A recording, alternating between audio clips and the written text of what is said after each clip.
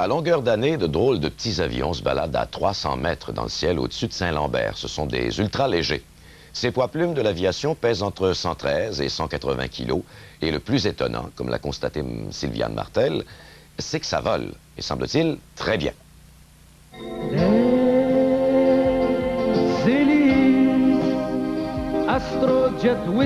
Ça origine à peu près il y a une dizaine d'années au sud des États-Unis, quand les gens ont commencé à mettre des moteurs sur les ailes libres, les deltaplanes.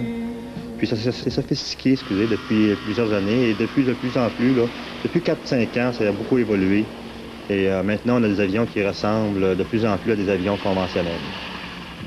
Essentiellement, c'est presque tout le manche à balai qui contrôle tout. Pour les virages, c'est de gauche à droite, assister un peu avec les pédales qui contrôlent le gouvernail de direction. Et pour monter et descendre, c'est dans ce sens-là avec le manche à balai.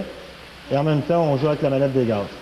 Pour ce qui est de la propulsion, c'est un moteur de type de motoneige qui est converti pour l'aviation et qui transmet son pouvoir à une transmission, le même principe qu'un différentiel automobile, et qui lui entraîne une hélice qui est généralement en bois.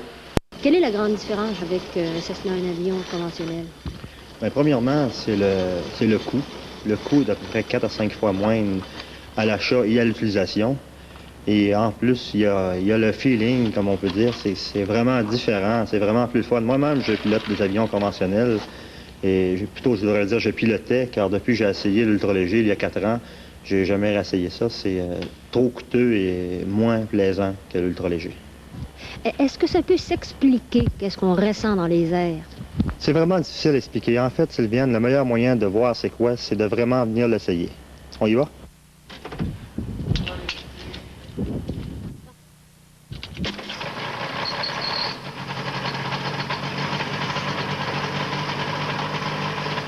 Depuis 1983, l'aviation d'ultra-léger est régie par Transport Canada. L'appareil doit donc être immatriculé et avant de goûter à l'ivresse du vol, le pilote devra avoir complété un cours comportant 15 heures de théorie et 10 heures de pratique.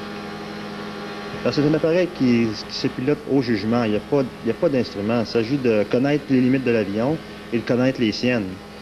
Il y a beaucoup d'accidents qui sont arrivés, je dirais, avec des pilotes d'avions conventionnels qui justement pensaient que c'était des petites bébelles, ces appareils-là, et qui s'envolaient avec ça, et il y avait une surprise rendue dans les airs. Il y avait aussi le fait que les appareils étaient faits moins solides il y a 5-6 ans. Mais présentement, ça s'est beaucoup amélioré, il n'y a pas de problème là-dessus. Il existe une douzaine de modèles d'ultra-léger au Canada dont les prix varient entre 8 000 et 20 000 $. Et en moins de temps qu'il n'en faut pour apprendre à conduire une automobile, le propriétaire peut s'envoler avec l'une de ces motos du ciel.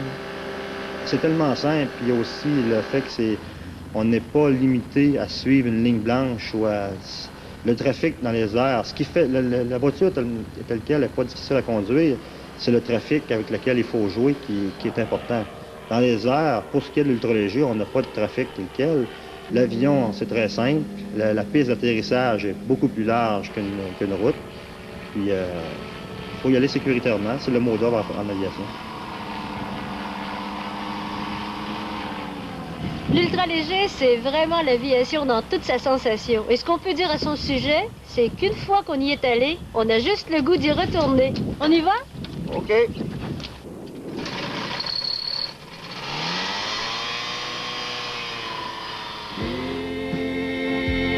Parti sur Québec Air, François, Northeast, Eastern, Western.